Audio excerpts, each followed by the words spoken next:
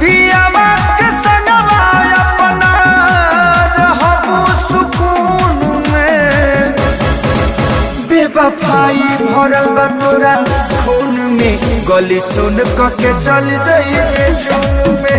बेवफाई भरल बा तोरा खून में, गली सुन के चल जाइए जून में।